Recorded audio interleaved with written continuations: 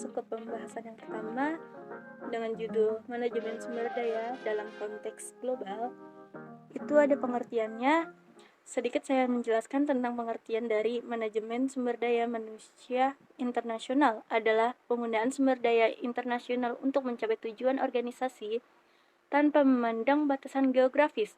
Definisi tersebut menyatakan bahwa manajemen sumber daya manusia global adalah pemanfaatan sumber daya manusia untuk pencapaian tujuan organisasi.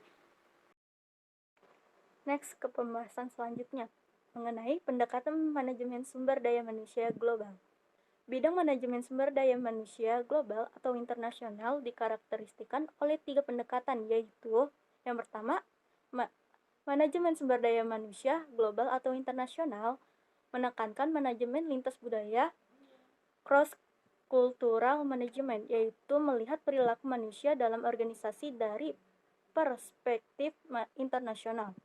Yang kedua, dikembangkan dari hubungan industrial, komparatif, dan literatur manajemen sumber daya manusia, dan berusaha untuk menggambarkan, membandingkan, dan menganalisis sistem sumber daya manusia di beberapa negara.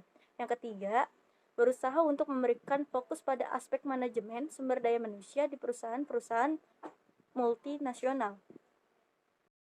Oke, next, ke pembahasan selanjutnya mengenai permasalahan dalam Human Resources Management Internasional.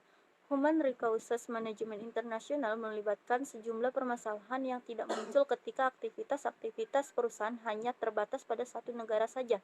Nah, isu-isu ini terdiri dari banyaknya model organisasi internasional yang ada, tingkat di mana kebijakan dan praktek manajemen sumber daya manusia seharusnya beragam pada negara-negara yang berbeda. Permasalahan pengelolaan atau manajemen di dalam budaya dan lingkungan yang berbeda, dan pendekatan-pendekatan yang digunakan untuk memilih, melepaskan, mengembangkan, dan memberi penghargaan pada para ekspatriat yang dapat berasal dari negara yang sama dengan perusahaan induk atau penduduk negara ketiga. Penduduk dari negara-negara selain dari perusahaan induk yang bekerja di luar negeri pada perusahaan cabang dari perusahaan. Next, di sini ada pembahasan mengenai pelatihan dan pengembangan pekerjaan global. Dalam sebuah organisasi yang karyawannya berasal dari lebih dari satu negara, beberapa tantangan khusus timbul sehubungan dengan pelatihan dan pengembangan. Yang pertama, pelatihan dan pengembangan program harus efektif untuk semua karyawan yang berpartisipasi melepas dari negara asal mereka. Dan yang kedua, ketika organisasi memperkerjakan karyawan untuk bekerja di luar negeri atau mentransfernya ke negara lain, perusahaan harus membekali karyawan dengan pelatihan tentang cara mengenai tantangan yang berkaitan dengan pekerjaan di negara asing. Oke, next.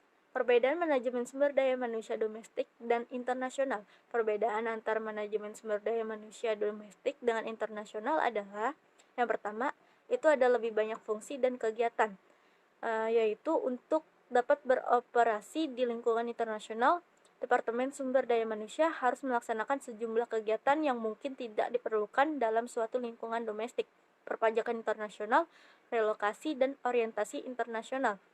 Pelayanan administratif untuk para ekspatriat, hubungan dengan negara tuan rumah, dan jasa penerjemah. Yang kedua, perspektif yang lebih luas. Maksudnya itu, para manajer domestik biasanya mengelola program-program untuk sekelompok pekerja satu bangsa yang ditanggung oleh kebijakan kompensasi yang seragam dan yang membayar pajak kepada satu pemerintah. Para manajer internasional menghadapi masalah dalam mendesain dan mengelola program-program untuk pekerja yang terdiri dari lebih dari satu kelompok bangsa. Dan oleh karenanya, mereka harus mempunyai pandangan global terhadap berbagai permasalahan. Yang ketiga, lebih terlibat dalam kehidupan pekerja.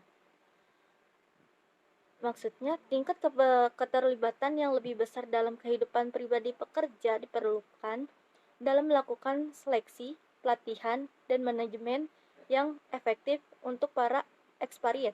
Departemen Sumber Daya Manusia Internasional perlu memastikan bahwa pekerja ekspatriatnya memahami pengaturan perumahan, perawatan kesehatan, dan semua aspek paket kompensasi yang disediakan untuk penugasan di luar negeri.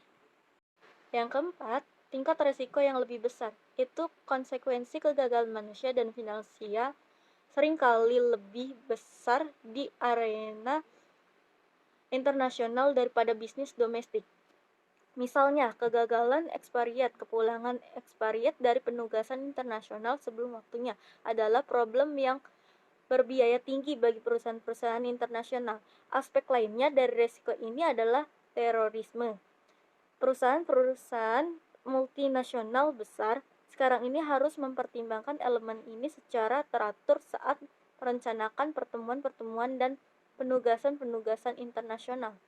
Yang kelima, pengaruh eksternal atau kekuatan-kekuatan yang lain yang mempunyai dampak dalam arena internasional adalah pemerintah tuan rumah, kondisi ekonominya, dan praktek-praktek bisnis yang mungkin sangat berbeda dengan negara asal perusahaan.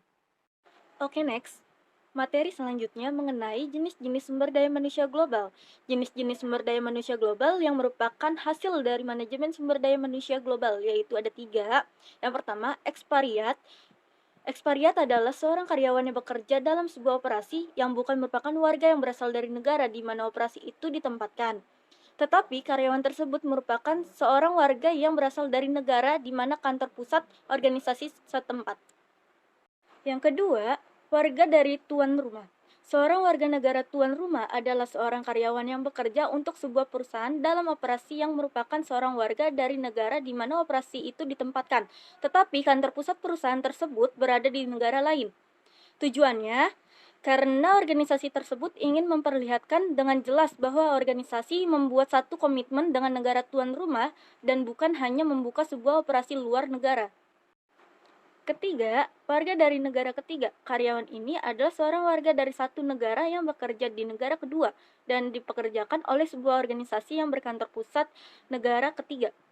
Secara khusus, manajemen sumber daya manusia merujuk pada aktivitas-aktivitas yang dilaksanakan oleh suatu organisasi untuk memanfaatkan sumber daya manusia yang secara efektif. Aktivitas-aktivitas tersebut meliputi 5 hal. Yang pertama, perencanaan sumber daya manusia. Yang kedua, penyusunan staf, rekrutmen, seleksi, atau penempatan. Yang ketiga, manajemen kinerja. Yang keempat, pelatihan dan pembangunan. Yang kelima, kompensasi atau balas jasa dan tujuan-tujuan. Next, ke pembahasan selanjutnya mengenai tantangan manajemen sumber daya manusia global. Hal yang menantang dari mengelola sumber daya manusia secara global adalah bahwa apa yang dapat dijalankan di sebuah negara mungkin tidak dapat dijalankan di negara lain. Pemberi kerja menghadapi banyak perbedaan politik, sosial, hukum, dan kultural antara negara dan orang di luar negeri. Oleh karena itu, manajer harus dapat mengelola sumber daya manusia yang ada dengan tepat di mana sumber daya manusia itu berada. Manajer mengandalkan manajemen sumber daya manusia internasional untuk menangani tantangan sumber daya manusia global tersebut. Manajemen sumber daya manusia dapat didefinisikan sebagai konsep dan teknik manajemen sumber daya manusia yang digunakan manajer untuk mengelola tantangan sumber daya manusia dari operasi internasional mereka. Pembahasan selanjutnya yaitu manajemen sumber daya manusia umumnya berfokus pada 3 topik utama. Yang pertama, manusia di perusahaan global. Sebagai contoh, menyeleksi, melatih, dan memberi kompensasi kepada karyawan yang bekerja di luar negeri. Yang kedua, mengelola karyawan ekspatriat, mereka yang dikirim oleh pemberi kerja ke luar negeri. Yang ketiga, membandingkan praktik manajemen sumber daya manusia di negara-negara berbeda. Next, faktor-faktor yang berpengaruh terhadap keberhasilan manajemen sumber daya manusia dalam konteks global. Faktor-faktor eksternal yang utama yang mempengaruhi MSDM global adalah tipe pemerintah, keadaan ekonomi, dan praktik-praktik ketenagakerjaan di tiap negara berbeda-beda.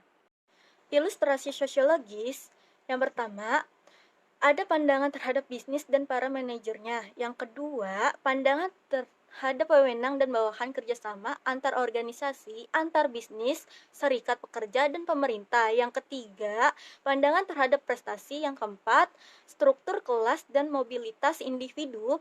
Yang kelima, pandangan terhadap kekayaan dan memperoleh materi. Yang keenam, pandangan terhadap metode ilmiah. Yang ketujuh, pandangan terhadap penanganan risiko. Yang kedelapan, pandangan terhadap perubahan. Ilustrasi pendidikan. Yang pertama, tingkat melek huruf dan tingkat pendidikan dasar. Yang kedua, pelatihan teknikal terspesialisasi dan pendidikan umum tahap kedua. Yang ketiga, pendidikan lanjut yang lebih tinggi. Yang keempat, program-program pelatihan manajemen yang khusus tidak dijalankan oleh perusahaan. Yang kelima, sikap umum terhadap pendidikan dan pelatihan. Yang keenam, kesesuaian pendidikan dengan persyaratan perusahaan. Next, ke pembahasan terakhir, yaitu mengenai kesimpulannya.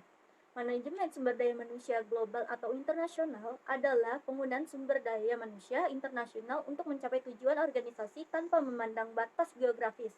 Manajemen sumber daya manusia bertujuan agar perusahaan multinasional tetap dapat berjalan dan beroperasi maksimal di negara yang berbeda-beda dengan manajemen sumber daya manusia yang ada sehingga sumber daya manusia yang dipekerjakan dapat tetap bekerja dengan maksimal karena mereka dapat menyesuaikan diri dengan lingkungan kerja mereka.